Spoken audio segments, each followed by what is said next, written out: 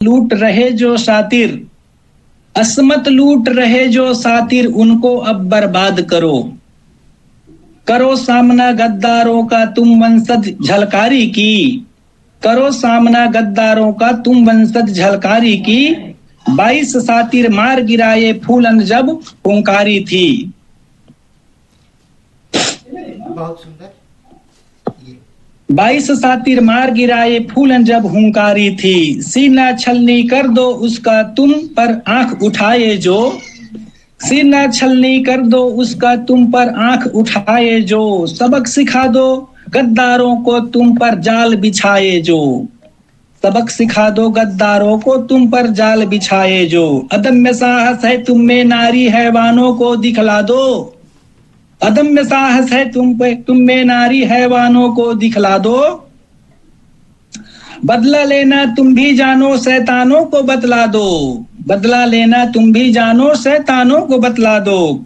तड़प तड़प कर मरी मनीषा बेटी को जो मर्दानी थी, मिटा के रख देंगी हम नारी जो पुरुषों ने मनमानी की। मात बहन और बेटी घर में नारी का सम्मान करो, बेटा भाई बाप अगर तुम ना नारी का अपमान करो। बेटी बचाओ बेटी पढ़ाओ नारा है अंधियारे में, जाति धर्म की बात हो रही सत्ता के गलियारे में। चारों सातिर गिरफ्त तुम्हारी फांसी पर लटकाओ तुम, क्या मनसा शासन प्रशासन हमको जरा बताओ तुम। न्याय मांगती बेटी मनीषा क्यों ना तुम इंसाफ करो, सत्ता पर काबिज हो तुम तो क्यों ना नीति साफ करो, हाँ क्यों ना नीति साफ करो। बहुत सुंदर। अब मैं अगली अपनी प्रस्तुति की ओर बढ़ता हूं मैं, जो कि गजल है सम्माननीय घनश्याम जी की।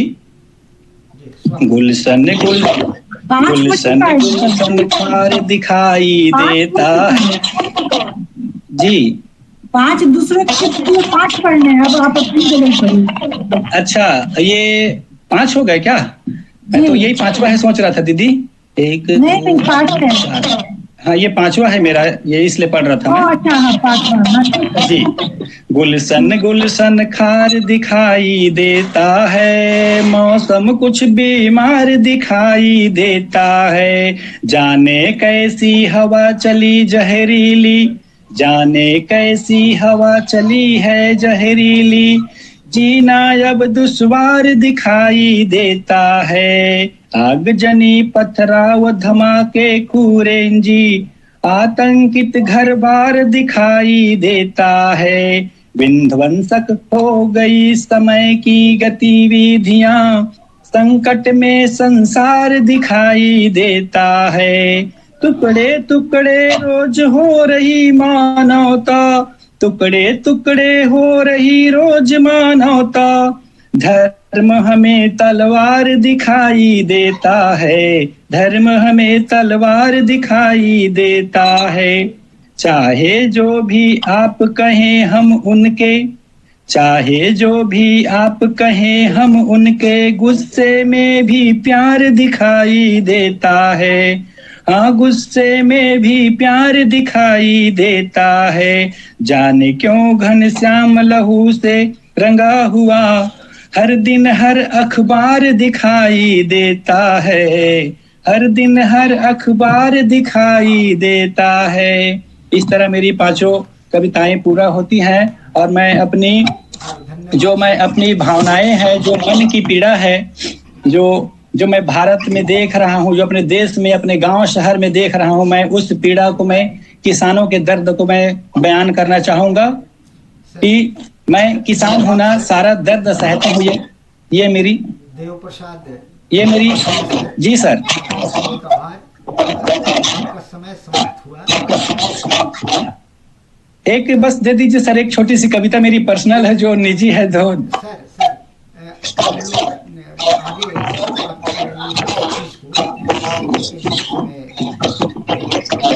जी जी सर, जी सर, जी सर, जी सर।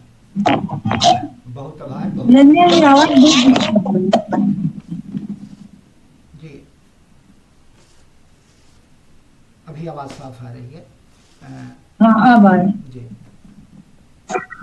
बहुत मार्मिक रचनाओं का चयन किया आपने। बहुत सुंदर प्रस्तुति, बहुत उम्दा। आभार व्यक्त करते हैं। अब मैं आदरणीय ऋचा वर्मा मैडम से देव प्रसाद पात्रे सर की प्रस्तुति पर वार प्रदान करने का आग्रह करता हूँ।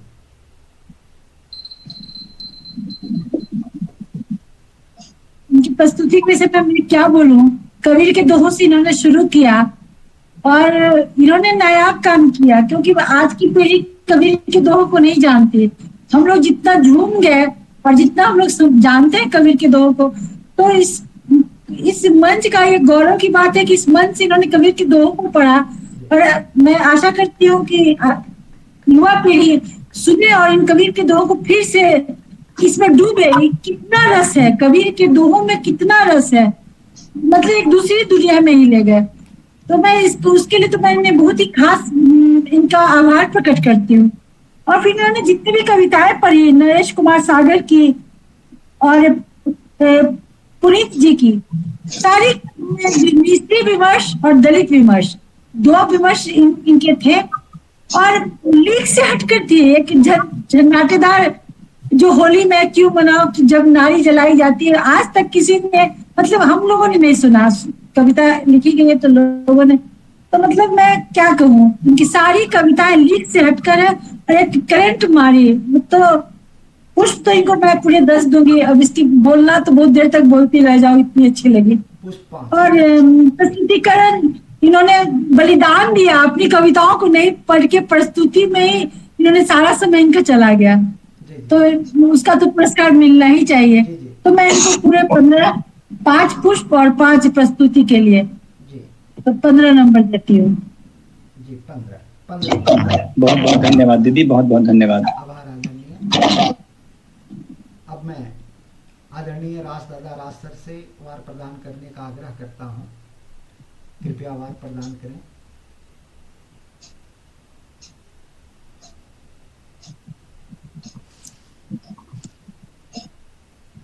जी,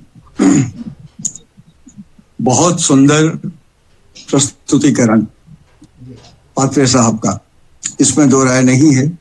हमारी बहन ने जो भी कहा है वो बिल्कुल अक्षराक्षर सत्य कहा है। मैं सबसे पहले मार्क्स अनाउंस करने के पहले मैं इस युग के निर्माता और सबसे बड़ी बात कि भारतीय संविधान के अग्रज, कई लोगों ने मिलकर संविधान बनाया लेकिन बाबा साहब उसके अग्रज रहे। तो एक अग्रज के रूप में इतना बड़ा ऐसा संविधान जो शायद विश्व का संविधान ऐसा नहीं है, और संपूर्ण विश्व के संविधान को समेटकर उसके जिस्ट को निकालकर इस संविधान की रचना की गई। और उस समय के जो राजेंद्र बाबू थे, राजेंद्र प्रसाद जी, जो प्रथम राष्ट्रपति इस भारतवर्ष के थे, बीच में संविधान के साथ विडंबना ये हुई कि संविधान का पूरा वो जो पांडुलिपि था वो खो गया कहीं, और सबको छटपटाहट होने लगी कि आखिर अब इतना मुश्किल से, इतना मेहनत करके बाबा साहब ने और पूरी टीम ने बनाया था, अब वो संविधान कहाँ से आएगा। राजेंद्र बाबू ने उस संविधान को पढ़ा था। जब संविधान तैयार हुआ तो उस पूरी संपूर्ण पांडुलिपि को राजेंद्र बाबू ने पढ़ा, और ये भी उनके व्यक्तित्व का एक बड़ा ही उज्जवल पक्ष रहा कि उन्होंने कहा कि मैं संविधान लिखवा दूंगा, और उन्होंने संपूर्ण संविधान कॉमा फुल स्टॉप के साथ बिना एक शब्द के हेर फेर का संपूर्ण संविधान लिखवा दिया उन्होंने, जो बाबा साहब ने और उनकी टीम ने तैयार किया था। तो इतना बड़ा वो उनका एक ऑरा कह लें वो था, और ईश्वरीय तत्व था उनमें, जो हम कहते हैं ना कि प्रकृति से मिली हुई चीज, तो वो उनमें था। और उन्होंने लिखवाया और संजोग ऐसा रहा कि फिर वो संविधान ढूंढते ढूंढते मिल गया, और जब संविधान मिला और फिर उस संविधान को जब पढ़ा गया तो पता चला कि एक अक्षर, एक कॉमा, एक फुल स्टॉप कहीं से गड़बड़ नहीं है। तो हमारे यहाँ विभूतियों की कमी नहीं रही है, और इसलिए मैं आपको, बाबा साहब को, राजेंद्र बाबू को, इन लोगों को मैं ये नहीं कहता कि ये समाज सुधारक थे, मैं ये कहता हूं कि ये सामाजिक सैनिक थे। चूंकि मैं एक स्वतंत्रता सेनानी माता पिता का बेटा हूं, मेरी माता भी और मेरे पिता भी स्वतंत्रता सेनानी रहे, तो उस नाते मैं ये कहता हूं ये सामाजिक सेनानी थे, जिन्होंने समाज के चित्रण को अपने ढंग से करने की कोशिश की। और आज मुझे खुशी इस बात की है और गर्व होता है कि उनका वो प्रयास, उनकी वो कोशिशें, जो उन्होंने अपना त्याग करके और जिस लक्ष्य पर पहुंचे, आज वो लक्ष्य जो है लगभग पूरा करने के क्रम में है। आज खुशी इस बात की है कि संपूर्ण समाज एकत्व भाव में जीने की कोशिश कर रहा है। मैं आपको उदाहरण अपना देता हूं। मुझे पता नहीं कि मेरे दामाद की जाति क्या है। मैंने शादी की अपनी बेटे की, ये कसम खा के कि न दहेज लूंगा न दहेज दूंगा, नहीं दिया मैंने दहेज। और शादी हुई, मुझे आज तक पता नहीं है कि मेरे दामाद की जाति क्या है। मैं कायस्थ हूं, लेकिन मुझे पता नहीं है कि मेरी दामाद की जाति क्या है। ये बहुत बड़ा परिणाम है उनके त्याग का, उनके बलिदान का। उन्होंने जो कहा, जो किया। मुझे मेरी बहू की जात का पता नहीं है। मैं नहीं जानता हूं कि मेरी बहू किस जात की है, और ना आज तक इसकी आवश्यकता पड़ी मुझे जी। और मैंने कहा था कि मैं एक पैसा तिलक न लूंगा न दूंगा, मैंने नहीं दिया। और मैंने एक जन आंदोलन छेड़ रखा है अपने तई कि उस शादी में मैं नहीं जाता जिस शादी में लेन देन की बात होती। उनके कार्यक्रमों में मैं नहीं जाता। मेरे नहीं जाने से कोई फर्क नहीं पड़ता उनको, लेकिन ये विरोध दिखाना मेरा कर्तव्य है और मैं दिखाता हूं। मैं आज आपकी कविताओं को सुनकर धन्य हुआ और बहुत खुशी हुई मुझे कि आपने एक रेवोल्यूशन, एक क्रांति के रूप में इस कविता को पढ़ा। मैं आपके भाव देख रहा था, मुझे आनंद आ रहा था, आपकी इस ऊर्जा, इस अग्नि को जो आपके दिल में धड़क रहा है। तो मैं आपको बहुत बहुत प्रणाम करते हुए, आपको सही कहा बहन ने कि आपने बलिदान कर दी अपनी कविताओं की। चूंकि आप एक प्रस्तुत कर सके वो बात जो आपके दिलों में है, जो आपके हृदय में है, तो उसके लिए तो 5 पुष्प आपको दिए जा रहे हैं, और सचमुच प्रस्तुति के लिए ये 5 और आपको सम्मिलित किया जा रहा है उसमें। तो संपूर्ण योग मेरा भी वही होता है जो बहन का है, 15 नंबर होता है। लेकिन ये 15 नंबर आपका उस योग से बड़ा है जो आप खुद अपनी कविताओं को पढ़ के करते। तो मैं समझता हूं कि एक परीक्षार्थी होने के नाते तो शायद आपको वो मार्क नहीं मिल रहा है, लेकिन एक जो बिल्कुल विरत, बिल्कुल अलग जो आपकी प्रस्तुति है, उस पर मैं समझता हूं कि ये कुल मार्क जो है, कुल अंक जो है, उन सारे अंकों से मिलकर भी बड़ा है। बहुत बहुत धन्यवाद, बहुत बहुत आभार। बहुत बहुत धन्यवाद सर, बहुत बहुत धन्यवाद, सादर प्रणाम। आभार दादा। निर्णायक मंडल 15 जी। आभार दादा। निर्णायक मंडल द्वारा देव प्रसाद पात्रे सर को कुल 30 बार प्रदान किए गए। बहुत बहुत बधाई पात्रे सर को। अब आज की दूसरी प्रस्तुति हेतु आदरणीय डॉक्टर रजनी गुप्ता मैडम को सादर आमंत्रित करता हूं। कृपया अपनी प्रस्तुति प्रारंभ करें। सर्वप्रथम मैं आदरणीय मंच को नमन करती हूँ। हमारे दोनों आदरणीय निर्णायक जजेस को मैं नमन करती हूँ, और सम्मानित मंच, हमारे जो साथी सभी का नमन करते हुए, आभार व्यक्त करते हुए कि उन्होंने मुझे आज ये मौका दिया, मैं अपना काव्य पाठ शुरू करती हूँ। स्वागत है। मैं सर्वप्रथम डॉक्टर शारदा प्रसाद की काव्य संग्रह मौन के स्वर से मैं एक कविता पाठ कर रही हूँ। उसका शीर्षक है किन्नर। स्वागत। किन्नरों का समाज में बहुत कष्ट है, तो उन्होंने ये कविता लिखी है। किन्नर, हम भी ईश्वर की संतान हैं। कसूर क्या हमारा जो हम आधे अधूरे हैं, ना स्त्री ना पुरुष, अपूर्ण तन, अपूर्ण जीवन और अधूरी सी ही जीवन यात्रा। हमारे मन में भी लहराता है भावनाओं का दरिया अथाह, जिंदगी अपनी दर्द का अंतहीन सागर।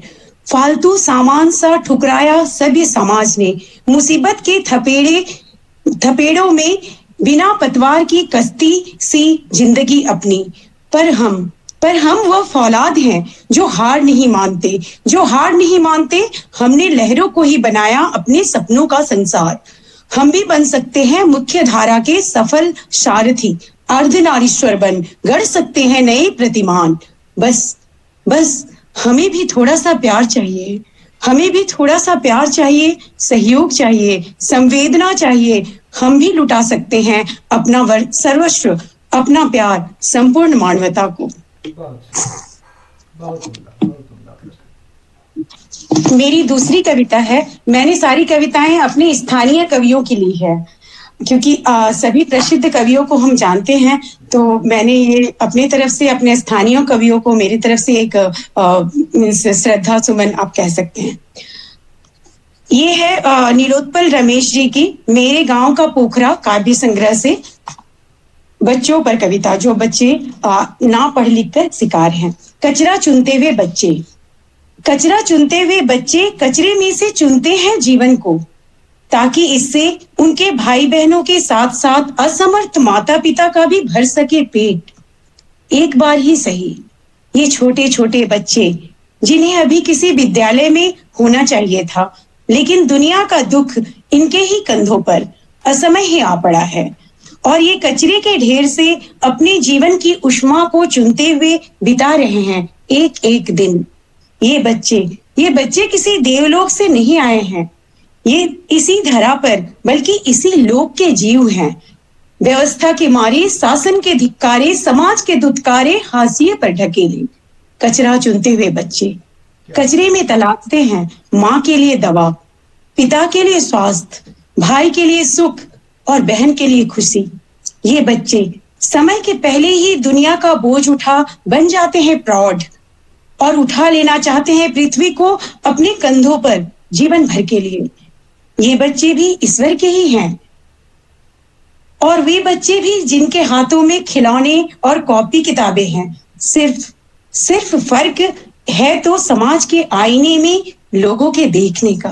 क्या बात। मेरी तीसरी कविता है नीरज नीर की विस्थापन नाम से, जिसमें विस्थापित होने के दुख को और प्रदूषण को दिखाया गया है। रातें उदासी और ठहरी हुई हैं, विषन्न सुबह आधा डूबा हुआ, हवाएं शोकग्रस्त है। बलदेव बेसरा की थकी हुई आंखों में छाया है अंधेरा। दैत्याकार चिमनियों से निकलता विषैला काला धुआं जहर बनकर घुस रहा है नथुनों में। पत्तियों पर फैली है काली धूल, वृक्ष हाँफ रहे हैं। वो भर देना चाहता है उस बरगद के पेड़ में अपनी सांसें, जिसे लगाया था उसके पुरखों में से किसी एक ने, पर वह खुद बेदम है। धान के खेतों में पसरी हुई है कोयले की छाई। दावा है चारों तरफ की बिजली की चमकदार रोशनी फैलाने की। बनाया जा रहा है बिजली घर, पर उसके जीवन में फैल रहा है अंधेरा। बरगद की जड़ें ताक रही है आसमान को। पंछी उड़ चुके हैं किसी दूसरे देश को नए ठौर की तलाश में, पर तालाब की मछलियां नहीं ले पा रही है सांसें। वे मरकर उपला गई हैं पानी की सतह पर। वह भी चाहता है पंछियों की तरह चले जाना लाल माटी से कहीं दूर, जहां वह ले सके छाती भरकर सांस, जहां गीत गाते हुए उसकी औरतें रोप सके धान, जहां मेड़ों पर घूमते हुए रोप सके अपनी आत्मा में हरियाली की जड़ें। पर मछलियों के पंख नहीं होते, क्या बात। वह सांस भी नहीं ले पा रहा, उसकी आत्मा छटपटा रही है। वह भी तालाब की मछलियों की तरह मरकर उपला जाएगा और विस्मृत हो जाएगा, अस्तित्व विहीन होकर।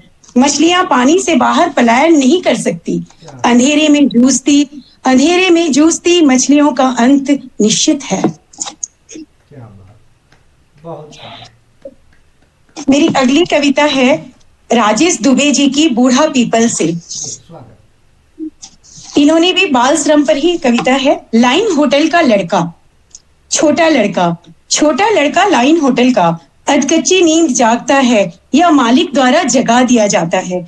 फिर शुरू होती है उसकी नीरस जिंदगी।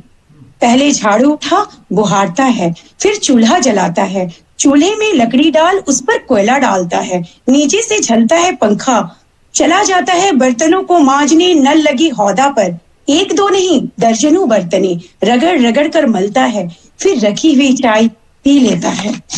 हाथ में लग गया है पानी, अंगुलियों के बीच में जबरदस्त खुजली होती है। हाथ की अंगुलियों के बीच रोज हाथ में जला मोबिल लगाकर आग पर सेकता है। मालिक का कहना है इससे बढ़िया दवा धरती पर नहीं है। लाइन होटल पर भटकते हुए आ गया था, किसी को पता नहीं उसका पता। एक गांव का नाम बताता है, राज्य और जिला का नाम उसे नहीं मालूम है। माँ और पिता भी उसके यादाश्त में दूर दूर तक नहीं आते। काम जबरदस्त करता है, खाना भी भरपूर खाता है, कोई भी डांट सकता है, मर्जी हो तो मारकर उतार सकता है गुस्सा, पर कुछ भी नहीं बोलता है छोटा लड़का लाइन होटल का। बहुत मेरी अगली कविता है संभावना का शहर, सुशील स्वतंत्र जी की, जो प्रकाशक भी हैं और लेखक भी। जी, स्वागत। इनकी कविता छोटी सी कविता है बुर्का, जो पर्दा प्रथा पर है। बुर्का, जब खुदा मेरी देह बना रहा था उस समय उसने तुम्हारी आंखों पर बनाया था हया का पर्दा। जब खुदा मेरी देह बना रहा था उसी समय उसने तुम्हारी आंखों पर बनाया था हया का पर्दा। तुमने मन की कालीमा से एक लिबास बनाया और हमने पहन लिया तुम्हारी कालीक छिपाने के लिए। तुम हमेशा मुझे पर्दे के मायने समझाते हो और मैं हाँ में सिर हिलाती हूँ।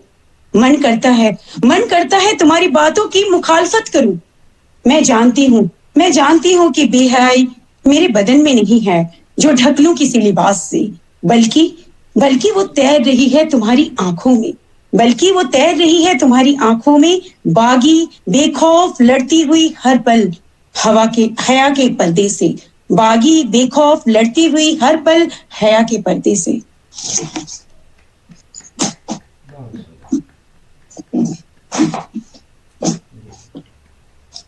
अब मैंने 5 कविताएं पढ़ ली हैं। अब मैं अपनी कविताओं पर आती हूँ। जी, स्वागत। मेरी पहली कविता है प्रकृति का संतुलन। मकानों की फसल लहलहा रही है, हरे भरे जंगल बेरहमी से कट रहे हैं। मकानों की फसल लहलहा रही है, हरे भरे जंगल बेरहमी से कट रहे हैं। चिलचिलाती धूप बढ़ती ही जा रही है, राहगीरों के सर से छांव हट रहे हैं। सांस लेने की भी होड़ लग जाएगी, जमीन के साथ साथ आसमान बट रहे हैं। बच्चों के कोलाहल के स्वर दब गए हैं, वाहनों के शोर से कान के पर्दे फट रहे हैं। प्रकृति का संतुलन कब तक रहेगा बरकरार, जिस रफ्तार से ये वाकयात घट रहे हैं। किसे फुर्सत है कि सोचे इस बारे में, दिन ब दिन लोग अपने आप में सिमट रहे हैं। मेरी अगली कविता बचपन रो रहा है। बचपन जो ना जाने कितनी ही बातों से गंभीर होता चला जा रहा है, उसी पर ये कविता है। बचपन रो रहा है। बचपन के चेहरे से गायब होती मासूमियत, असमय ही हावी हो रही गंभीरता। बचपन के चेहरे से गायब होती मासूमियत, असमय ही हावी हो रही गंभीरता। उम्र से पहले बड़े होते बच्चे और अल्हड़पन खो रहा है, और अल्हड़पन खो रहा है। प्रकृति से दूर होते बच्चे, आखिर किस युग का आगाज है ये? बच्चे हंसना भूल रहे हैं और बचपन रो रहा है। जिंदगी की रफ्तार बढ़ गई है या उम्र बचपन का घट गया है? ये विषय विमर्श का है, ये विषय विमर्श का है। बच्चों के पास सोने का समय नहीं और सारा जग सो रहा है, और सारा जग सो रहा है। चिंता की लकीरें उभर आई हैं जीवन के मस्तिष्क पर। चिंता की लकीरें उभर आई हैं जीवन के मस्तिष्क पर। चल रहा मंथन विचारों का, निष्कर्ष पर पहुंचना है जरूरी। आखिर क्या हो रहा है? आखिर क्या हो रहा है? बहुत सुंदर। मेरी अगली कविता है बलात्कार पर। अखबार का मुख्य पृष्ठ। जितनी बार अखबार के मुख्य पृष्ठ पर पढ़ती हूँ बलात्कार की खबर, जितनी बार अखबार के मुख्य पृष्ठ पर पढ़ती हूँ बलात्कार की खबर, नारी होने के इस कमजोर पहलू का उतनी ही बार होता है एहसास।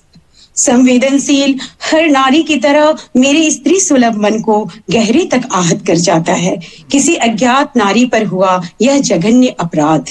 जितनी बार अखबार के मुख्य पृष्ठ पर पढ़ती हूँ बलात्कार की खबर, उतनी ही बार अखबार के मुख्य पृष्ठ पर क्यों नहीं पढ़ पाती बलात्कारी की गिरफ्तारी की खबर।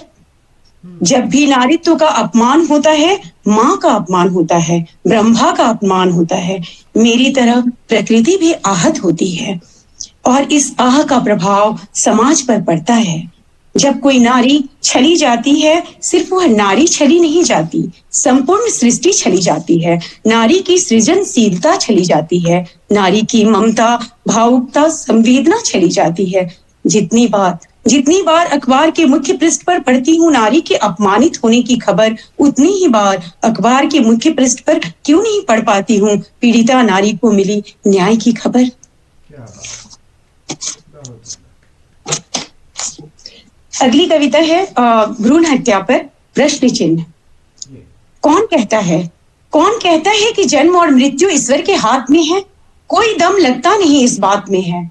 अगर ऐसा होता तो उन लाखों बच्चों को जन्म से पहले ही सोची समझी मौत नहीं दी जाती। सृष्टि के साथ ये घिनौना खेल कोई खेल नहीं पाता। जन्मदायिनी जननी ही साक्षात काल का रूप धारण नहीं करती। मातृत्व कलंकित नहीं होता। अपरिपक्व शिशु माँ की कोख में ही नहीं मरता। सृष्टि के चक्र पर प्रश्न चिन्ह नहीं लगता। माँ शब्द की गरिमा आहत नहीं होती। पर अफसोस ये सब हो रहा है। ईश्वर के कानों तक पहुंचती क्यों नहीं करुण क्रंदन की हृदय विदारक मर्म भेदी आवाज। कोई सुनता क्यों नहीं? मरा हुआ बच्चा रो रहा है। क्या बहुत। मेरी अगली कविता है थोड़ी सी विचारोत्तेजक। उठो जागो बढ़ो, जो दूसरों को संबोधित है। समाज में व्याप्त भ्रष्टाचार, निर्बलों पे हर रोज होता अत्याचार, अबलाओं पे आए दिन का बलात्कार, चोरी डकैती ठगी लूटमार, हर ओर फैला ये कैसा व्यभिचार।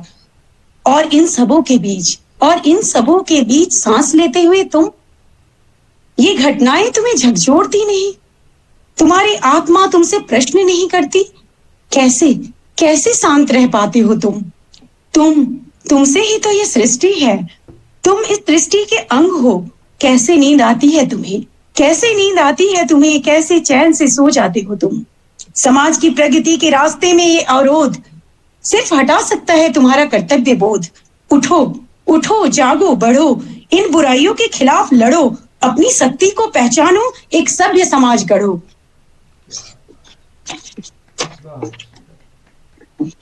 मेरी अगली कविता है पलायन से संबंधित और शोषण जो महिलाओं के साथ होता है पलायन के उपरांत।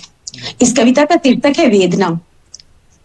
पथराई आंखों में ठहरी हुई वेदना, आंसुओं की शक्ल में पिघलती नहीं। लुटी हुई अस्मिता की खामोश सिसकियां रूंधे गले से बाहर भी निकलती नहीं। पलायन का दंश झेलता पूरा झारखंडी आदिवासी समाज, झारखंड के ठेकेदारों की सोई हुई चेतना जागे तो क्या, करवट भी बदलती नहीं। गैरों के हाथों रोज छली जा रही झारखंड की भोली भाली आदिवासी बहन बेटियां। लानत है हमसे अपने घर की इज्जत भी संभलती नहीं। आश्चर्य है भूख और रोटी के बीच के फासले को पाटने के लिए रत्नगर्भा झारखंड की धरती क्या 2 जून की रोटी भी उगलती नहीं।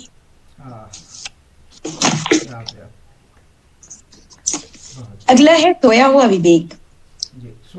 रोजगार के समुचित अवसर सृजित नहीं कर पाना सरकार की इच्छा शक्ति में कमी।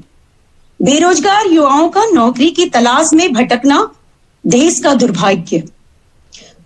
युवा ऊर्जा का उद्योगपतियों पूंजीपतियों द्वारा दोहन राष्ट्रहित के खिलाफ। सरकारी तंत्र में जंगली बेल की तरह फलता फूलता भ्रष्टाचार भविष्य के लिए खतरनाक। कुंभकर्ण की तरह सोया हुआ विवेक इंसान के लिए अभिशाप।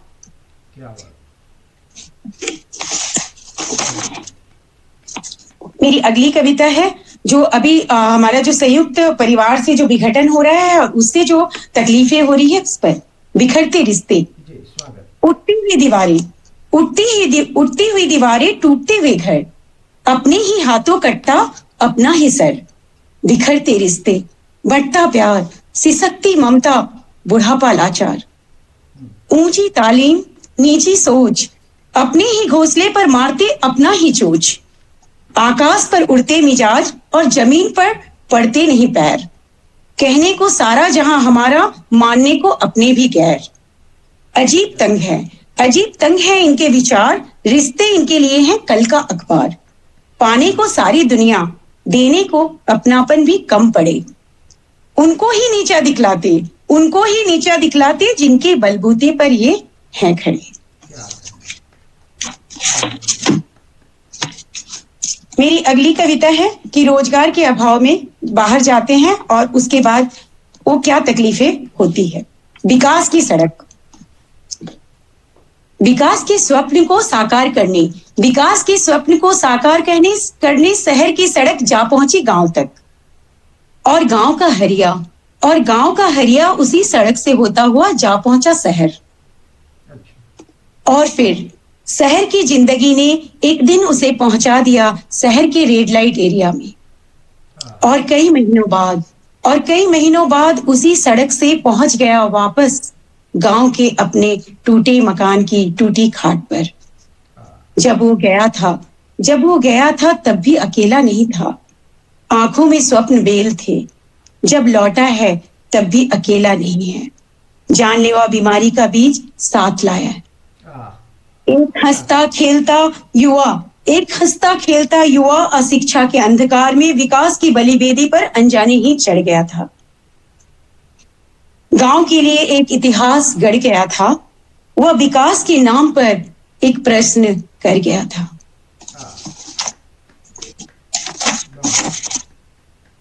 अब मैं 2 व्यंग सुनाती हूँ। अभी होली हुई है और होली पर आपने भी सुनाया मेरे साथी ने। मैं भी होली पर एक सुना रही हूँ व्यंग। पानी बिन होली, ये जल संकट पर भी है व्यंग रूप में। पानी के बढ़ते संकट की बात सोच मेरा दिमाग चकराया। अचानक से जली बल्ब और एक होलियाना ख्याल आया कि अगर सचमुच कहीं पानी का संकट गहराया और पानी की फिजूल खर्ची को रोकने के लिए अधिनियम लाकर सरकार ने कोई कानून बनाया तो होली का यह पर्व कैसे जाएगा मनाया। यह सोचकर मेरा मन सरकारी नल की तरह अचानक ही भर आया। जनता को करनी पड़ेगी लोअर कोर्ट से लेकर हाई कोर्ट तक की अपील। जज को सुनाना पड़ेगा जनगण के हक में फैसला और शायद तब सरकार को देनी पड़ेगी होली के अवसर पर इस कानून में ढील। स्थिति की भयावहता का अनुमान लगाकर मन ही मन बुदबुदाया।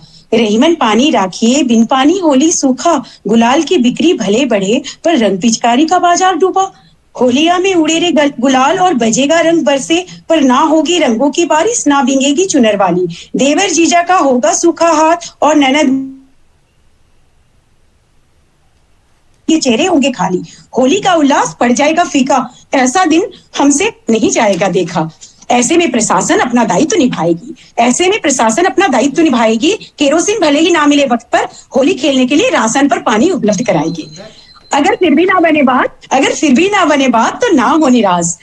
ब्लैक मार्केट में सोने के भाव पानी बिकेगा हाथों हाथ। होली खेलने के लिए पानी, छुड़ाने के लिए पानी, अगर फिर भी पानी कम पड़े तो रामदेव बाबा का जादू कुछ इस तरह है छाया कि कोल्ड ड्रिंक का बाजार भरी गर्मी में ठंडाया। टॉयलेट तो साफ कर ही रहे हैं, इस बार होली का रंग कोल्ड ड्रिंक से जाए छुड़ाया। शायद ये उपाय कारगर हो और होली के बहाने कोल्ड ड्रिंक का कुछ बाजार हो। ये होलियाना ख्याल है, ये होलियाना ख्याल है, ख्याल ही रहे मेरे देश में गंगा यमुना सरस्वती सदियों तक बहे। पानी की फिजूल खर्ची से बचे, याद रखे रहीमन पानी राखिए, बिन पानी सब सूने। भगवान करे प्रकृति कभी इतना क्रूर ना हो और पानी कभी जनमानस से दूर ना हो। बहुत धन्यवाद मैडम। एक और है मेरा व्यंग, है ना, बेटे का प्यार, ठीक है, ये भी बुढ़ापे और बेटों का कैसा बर्ताव होता है उस पर है। मैडम आधी रात को बेटे के दिल में, जी आपका समय समाप्त हुआ मैडम। अच्छा जी ठीक है, मैं बहुत बहुत आभार व्यक्त करती हूँ इस सम्मानित मंच का, जिन्होंने मुझे सुना और मुझे पढ़ने का मौका दिया। एक बार पुनः बहुत बहुत नमन। बहुत आभार मैडम, बहुत सुंदर प्रस्तुति, कई मार्मिक रचनाओं का आपने पाठ किया। अब मैं आदरणीय ऋचा वर्मा मैडम से डॉक्टर रजनी गुप्ता मैडम की प्रस्तुति पर वार प्रदान करने का आग्रह करता हूं। इनके विषय में तो मुझे याद आ रहा है कि मोदी जी बुलेट ट्रेन का वादा किए थे तो वंदे भारत चल गया, तो सुविधाएं भी है और स्पीड भी है। तो आपकी कविता को देखकर मुझे वही बात याद आ रही थी, कभी गति होती है तो कविताएं कम होती है, और कभी प्रस्तुतिकरण बहुत अच्छा हुआ तो कविताएं कम हो गई, और कविताएं ज्यादा हुई तो प्रस्तुतिकरण में कमी आती है। लेकिन आपने दोनों में बहुत अच्छा संतुलन किया, तो मुझे तो लग ही नहीं रहा। किन्नर से शुरू करते और अंत में व्यंग कविता, तो मतलब रात का वक्त आदमी का मूड भी ठीक हो गया व्यंग सुनकर। पानी पर बहुत अच्छा व्यंग आपने कहा, तो मुझे तो कहीं से कुछ गुंजाइश नहीं लग रही है, तो 5 पुष्प मैं दूंगी, क्योंकि हर तरह की कविताएं आपने पढ़ी, सारे जीवन के जितने आयाम हैं वो सब, रिश्तों से लेकर और मतलब हर चीज, भ्रूण हत्या, बलात्कार, और आपकी भी कविता बहुत कुछ स्त्री विमर्श पढ़ी रही। तो 5 पुष्प तो मैं दे रही हूँ, जो आपने दूसरों की कविताएं पढ़ी, और दूसरों की कविताएं उतनी उम्दा थी जितनी आपकी खुद की कविताएं थी, और 10 आपकी कविताएं थी, और 20 और राशन है तो 4 मैं देती प्रस्तुति पर 24। क्या बहुत आभार मैडम, 24 वार प्रदान किए गए। अब मैं आदरणीय राजदादा राज सर से वार प्रदान करने का आग्रह करता हूं। जी बहुत प्रणाम, बहुत नमन इस मंच को फिर से एक बार। और मैं सबसे पहले धन्यवाद देना चाहूंगा हमारे डॉक्टर पुष्प जी को, जिन्होंने एक नया अभियान, नई चेतना और एक रेवोल्यूशन साहित्य के क्षेत्र में लेके आने की इन्होंने बहुत बड़ा ये काम किया है। मैं बारंबार नमन करता हूं आपके इस सोच को, और मैं आज ये यकीन करने लगा हूं कि हर दिन आपका ये जो प्रोग्राम है ये परवान चढ़ रहा है, हर दिन एक कदम दर कदम आगे बढ़ता जा रहा है। अच्छे रचनाकार, अच्छी रचनाएं, अच्छा सोच, सब कुछ हमारे सामने आ रहा है। एक तरफ हमारे पात्रे जी ने बड़ा खूबसूरत अपनी व्याख्या की, अपने दर्द को बयां किया, और जो चयनित किया इन्होंने कविताओं का वो भी बड़ा सुंदर रहा। ये बात अलग है कि आप अपनी कविता को नहीं पढ़ पाए, लेकिन कोई बात नहीं।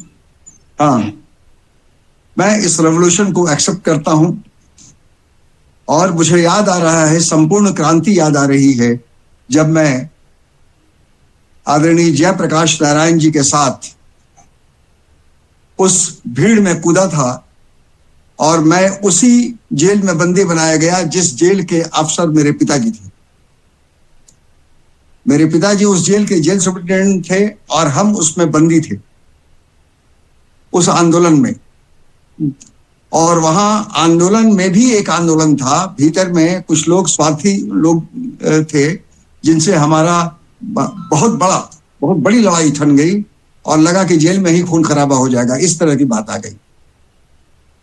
तो उस विद्रोही मिजाज का मैं हूं और आज जब आप लोगों को देख रहा हूं, सुन रहा हूं, पढ़ रहा हूं तो मुझे मेरा ये सारा रोंगटा खड़ा हो रहा है। मैं क्या बताऊं, आंखों में नीर और शरीर का एक एक रोआ जो है वो एकदम, हम क्या कहें, मतलब पागल सा हो रहा है मन। और मुझे लगता है कि अगर ये प्रोग्राम के बाहर हम होते तो शायद आपको रात भर सुनते होते। आज ये पूरी संध्या आपको सुन के बिताते।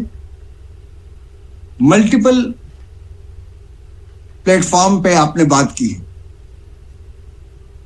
समाज के हर विसंगतियों को आपने धीरे धीरे छुआ है, अपनी कविताओं में भी और जो चयनित कविताएं आपकी हैं उसमें भी। तो समाज के इतने पक्ष को आपने चुना है। मैंने एक शॉर्ट स्टोरी लिखा था, सांप को पोछा मार छोटू, ये शीर्षक था उसका, जो आपने बालपने का जो बताया किस तरह से उसको हाथ में खुजली होती है और मोबिल या कुछ लगा के, रसन लगा के उसको ठीक करना होता है। तो वो चीज मुझे याद आ गई। लगभग कुछ मिलती जुलती इस तरह की बात है, कुछ अलग विषय है, लेकिन सेंटर में यही है, साहब को पोछा मार छोटू। कहते हैं ना, साहब को पोछा मार छोटू। वो होटल में काम करता है जो बच्चा, छोटा सा बच्चा जो कहीं से भटक के चला आता है और उसको लोग इस्तेमाल करते हैं और बहुत बुरी स्थिति से वो गुजरता है। जब जिसको मन आता है एक थप्पड़ मार दिया, उसको उठा के डांट दिया, गाली दे दिया, सब कर दिया। तो ये एक बहुत बड़ी विसंगति है, विडंबना है इस समाज की। सभ्य समाज में ये बातें देखने को, सत्यार्थी जी ने काफी काम किया इस पर, लेकिन वो काम सिर्फ नोबेल प्राइज तक रहा, उसके आगे नहीं गया। अफसोस इस बात का होता है मुझे कि हम कोई काम करते हैं सर, वो उसको सत्यार्थी जी अभी भी कर रहे हैं सर, कर रहे हैं अभी भी। हाँ, बहुत खुशी की बात है, लेकिन हम सत्यार्थी जी को फॉलो तो करें, वो नहीं हो रहा है। तो ये होना आवश्यक है। मैं क्या करता हूं, मैं अपने विषय में बता देता हूं आपको। मैं अपनी गाड़ी में पीछे के सीट पे बिस्किट का पैकेट्स, ब्रेड और भी कई टॉफी वगैरह सब जो होता है, वो कॉपी, कलम, पेंसिल, ये सारा कुछ, खेलने का फुटबॉल, बॉल, छोटा सा गेंद, बैट्स, ये सब डाल देता हूं, भर देता हूं। और बेंगलोर में चूंकि रहता हूं तो वहां से निकल जाता हूं जंगल की तरफ, एकदम माइक्रो इंटीरियर्स में। और रात किसी जंगल, किसी गांव, किसी देहात में आगे, जबकि हमारी भाषा नहीं है, मैं नहीं समझता उनकी भाषा, वो मेरी भाषा नहीं समझते हैं, लेकिन आंखों की भाषा सभी समझते हैं। ये आंखें जो है ना, ये जितनी भाषाओं को जानती हैं, हम चाह के भी उतनी भाषा नहीं जान सकते। संवेदना आंखों की भाषा को।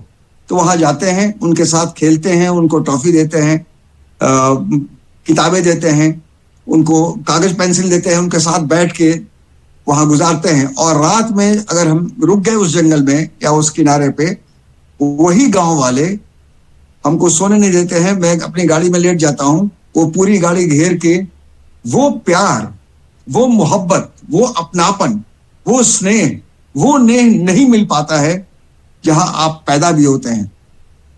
अपने माता पिता से भी वो प्यार, वो बात नहीं मिल पाएगी जो वहां है। और जो सुकून आपके हृदय में पलता है, मैं समझता हूं वो अद्वितीय है, आनंदमय है। वही ईश्वर है। जिस ईश्वर की कल्पना हम लोगों ने किया है, वो प्रकृति ईश्वर है। और उस प्रकृति में पलने वाले लोग, जो प्रकृति पालती है, उसमें दिव्य ईश्वरत्व है। मुझे बहुत खुशी हो रही है और संतोष हो रहा है कि आज रजनी गुप्ता जी को सुनने का अवसर मिला। क्या विषय उन्होंने चयन किया, आदिवासी का विषय चयन किया, बलात्कार पर किया, आगे नारीत्व पे किया, पलायनवाद पे किया, मतलब प्रकृति के संतुलन पर किया। मैं बहुत आभारी हूं हमारे डॉक्टर पुष्प रंजन जी का, जिन्होंने ये मौका दिया हमें कि हम आप तक पहुंचे, आप हम तक पहुंचे, हम आपको सुने, और ये व्याख्या मैं कर रहा हूं आपको सुनकर। मैं एक बात जरूर आज ये आपसे वादा तो नहीं, लेकिन एक मेरा ये आग्रह है, निवेदन है कि हम कहीं खुले मैदान में भी आपको सुने, खुले मंच पर सुने, ऐसा मौका मिले मुझे और आप दोनों को। देखिए, मैं हो सकता है कि मैं कोई ऐसा प्रोग्राम डॉक्टर पुष्प जी के साथ मिलकर करूं जहां पर आपको साक्षात सुनने का मौका मिले, आपसे बात करने का मौका मिले, आपको समझने का मौका मिले, आपके विचारों को जानने का मौका मिले। ये बात, ये इसकी चेतना मैं रखूंगा और मैं चाहूंगा कि पुष्प रंजन जी मेरा साथ दें इसमें, क्योंकि अद्वितीय हैं, अद्भुत हैं आप दोनों, अद्भुत। आपके इस मंच पर कई इस तरह के विद्वानों से रूबरू होने का मौका मिला है। हमारी बहन इस बात को अच्छी तरह से समझ रही हैं और ये अंदर से गदगद हैं कि आज ऐसा सुनने का मौका मिला। तो सही बात है, मंचीय कविता सुनने का आनंद आया आज ही। बहुत अच्छा जी, बहुत बहुत खूबसूरत। और क्या विषय, बहुत अच्छा, क्या विषय लिया है इन लोगों ने, बहुत अच्छा। मतलब ऐसा कोई विषय ही नहीं है जो छूटा है, ऐसा जो अनछुआ रह गया। और मैंने एक बार लिखा था कि एक और अमावस, रांची में एक और कांड हुआ था, यही इस पे क्या कहते हैं, बलात्कार पर वहां हुआ था, एक कांड हुआ था, और जो दिल्ली में जो हुई थी घटना, उस घटना के बाद हुआ था। तो मैंने लिखा था कि एक और अमावस, और बड़ा आक्रोश में लिखा था मैंने। कई जगह से मुझे धमकियां भी मिली उसमें, मैंने कहा उसकी परवाह मैं नहीं करता। जो संघर्ष में जीवन जिया है वो धमकियों का क्या परवाह करे, तो वो मैंने नहीं किया। लेकिन आज वो चेतना फिर से जगी है मेरी। मैं कुछ ढीला पड़ रहा था, आप लोगों को सुन के फिर से जागृत हुआ और शायद मैं आगे लेके चलूं। मैं समझता हूं कि आपने जो नंबर दिए हैं, जो वार प्रदान किए हैं बहन ने, वो बिल्कुल सही है। थोड़ा सा मैं एक वार ज्यादा दे रहा हूं आपको। 10 का 10 मिल गया 5 पुष्प में, तो 10 वार हो गया, और 5 आपकी प्रस्तुति में शानदार रहा, और 10 आपके अपने जो आपने अपनी रचनाएं पढ़ी उसके लिए, तो 25 हुआ। तो एक बार मेरा ज्यादा हो रहा है। मैं चलते चलते कुछ बताना चाहूंगा आप पर, मैं पात्र जी के लिए, कि मेरी 4 पंक्तियां आपको प्रेषित करता हूं कि जिंदगी में प्यार का, जिंदगी में प्यार का प्रवाह होना चाहिए, जिंदगी में प्यार का प्रवाह होना चाहिए। रूप रंग लिंग जाति धर्म, रूप रंग लिंग जाति धर्म एक सूत्र चाहिए, रूप रंग लिंग जाति धर्म एक सूत्र चाहिए। मन मिला है राश अब तू शोक ना कर, मन मिला है राश अब तू शोक ना कर। हर तरफ हर तरफ हर तरफ दिखता आइए, हर तरफ दिखता है मुझको प्यार, मत भरमाइए। जिंदगी में प्यार का प्रवाह होना चाहिए। बहुत बहुत धन्यवाद, बहुत सुंदर दादा। बहुत आभार। जी बहुत आभार दादा। निर्णायक मंडल द्वारा डॉक्टर रजनी गुप्ता मैडम को कुल 49 वार प्रदान किए गए। मैडम को बहुत बहुत बधाई। अब मैं निर्णायक मंडल से एक गुजारिश करता हूँ कि देव प्रसाद पात्रे सर की अपनी रचना हम लोग नहीं सुन पाए। बिल्कुल बिल्कुल आज्ञा हो तो सुनना। देव प्रसाद पात्रे सर अपनी एक रचना सुनाए। अवश्य अवश्य, स्वागत है, स्वागत है जी। स्वागत है। मैं जी बहुत बहुत धन्यवाद सर, मुझे पुनः एक अवसर देने के लिए मैं हृदय तल से आभार व्यक्त करता हूं। और अपनी मैं इस कविता के माध्यम से मैं अपनी एक जो मेरी सोच है, जो मेरी पीड़ा है, उसको मैं बताना चाहूँगा। जो मैं घूमते हुए आसपास देखता हूँ बच्चों को, अनाथ बच्चों को जो कबाड़ी के रूप में दिखते हैं, मैं उसको लिखा हूँ कि हाँ मैं कबाड़ी हूँ। कूड़े करकट के ढेरों में रोटियां ढूंढता हूँ, कूड़े कूड़े करकट के ढेरों में रोटियां ढूंढता हूँ, लोहे लक्कड़ पन्नियों में खुशियां ढूंढता हूँ। जीवन में मेरे राग रंग न साज है, हाथों में मेरे कलम न किताब है, गरीब अनपढ़ और अनाड़ी हूँ। हाँ मैं कबाड़ी हूँ, हाँ मैं कबाड़ी हूँ। साहब साहब आपके ऊंचे कद के सामने बौना हूँ, आपके पैर के नीचे मिट्टी सा बिछौना हूँ। युग बदले आदि मानव से आधुनिक जमाने, युग बदले आदि मानव से आधुनिक जमाने, पर आज भी मेरे कपड़े फटे चिथड़े और पुराने। काले खसूट हैं चेहरे मेरे, काले खसूट हैं चेहरे मेरे, देख लोग कहते हैं मैं बड़ी बीमारी हूँ। हाँ मैं कबाड़ी हूँ, हाँ मैं कबाड़ी हूँ। होटल गलियों में भटकता भूखे पेट, होटल गलियों में भटकता भूखे पेट, रोटी रोटी को मोहताज हूँ। दरवाजे में किसी की दस्तक दे दूं तो लोग कहते हैं बहुत बड़े ड्रामेबाज हूँ। बस अड्डों स्टेशनों में दिन गुजरते रहने को मेरे घर न ठिकाना है।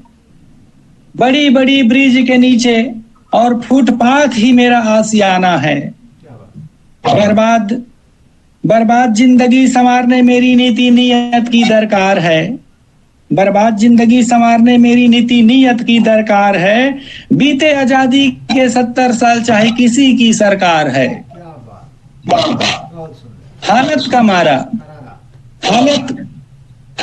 मारा बेसहारा, हालत का मारा बेसहारा, जीवन की लाचारी हूँ। हाँ मैं कबाड़ी हूँ, हाँ मैं कबाड़ी हूँ। वाह, बहुत बहुत खूबसूरत, बहुत खूबसूरत, शानदार शानदार शानदार। और समय है सर? सुनाइए। अच्छा मैं इस पे हाँ 2 पंक्तियां मैं कहता हूँ। जी जी। मैंने कभी लिखा था, किताबों में नहीं, महरों में नहीं, जिंदगी गली कूचे में ढूंढता हूँ। आज वही गली कूचा नजर आया मुझे आपकी रचनाओं में। वाह कमाल कमाल जी, स्वागत। बहुत बहुत धन्यवाद सर। अब मैं लिखा हूँ सर कि मैं किसान हूँ, मैं लिखा हूँ मैं। वैसे तो मैं किसान हूँ, मैं कबाड़ी हूँ, मैं बेरोजगार हूँ, ऐसे 3-4 कविताएं लिखने की कोशिश किया है सर आप सबसे प्रेरणा लेके। तो मैं किसान हूँ ना, सारा दर्द सहता हूँ, कि कभी बेमौसम मूसलाधार देखता हूँ, कभी बेमौसम मूसलाधार बरसात देखता हूँ, लहलहाती फसलें सुकून देखता हूँ, तत्क्षण खत्म होती फसल का रुदन भुगता हूँ, तत्क्षण खत्म होती फसल का रुदन भुगता हूँ, फिर भी उफ न करता हूँ। मैं किसान हूँ ना, सारा दर्द सहता हूँ, सारा दर्द सहता हूँ। कड़ी धूप खेतों में मेहनत खून पसीना एक करता हूँ, कड़ी धूप खेतों में मेहनत खून पसीना एक करता हूँ, फसल खाद पानी की चिंताएं मानसून आने की दुआएं करता हूँ। क्या बात। हर मौसम की मार झेलकर फसल उत्पादन करता हूँ, हर मौसम की मार झेलकर फसल उत्पादन करता हूँ, आंधी तूफानों से बचाकर, आंधी तूफानों से बचाकर भारत का पेट भरता हूँ। क्या बात। असहाय है जिंदगी सारा मर्ज सहता हूँ। मैं किसान हूं ना सारा दर्द सहता हूँ, सारा दर्द सहता हूँ। बीज खाद कपड़े बच्चों की पढ़ाई, कभी रुपये पैसे की कर्ज में डूब जाता हूँ। बीज खाद कपड़े बच्चों की पढ़ाई, कभी रुपये पैसे की ऋण में डूब जाता हूँ। ऋण चुकाते गुजरते जीवन साहूकारों के बीच लूट जाता हूँ। अभावों में भी सारा कर्ज सहता हूँ। मैं किसान हूं ना सारा दर्द सहता हूँ, सारा दर्द सहता हूँ। कभी सो जाता हूँ गहरी नींद में जिम्मेदारियां भूल जाता हूँ। कभी सो जाता हूँ गहरी नींद में जिम्मेदारियां भूल जाता हूँ। कभी बढ़ती असहनीय पीड़ा से फांसी में झूल जाता हूँ। कभी बढ़ती असहनीय पीड़ा से फांसी में झूल जाता हूँ। यही मेरी व्यथा है, यही मेरी कथा है, यही मेरी व्यथा है, यही मेरी कथा है। अपनी दुखद दास्तान को कहता हूँ। मैं किसान हूं ना सारा दर्द सहता हूँ, सारा दर्द सहता हूँ। एक बार पुनः धन्यवाद सर आप सुनने के लिए। मैंने बहुत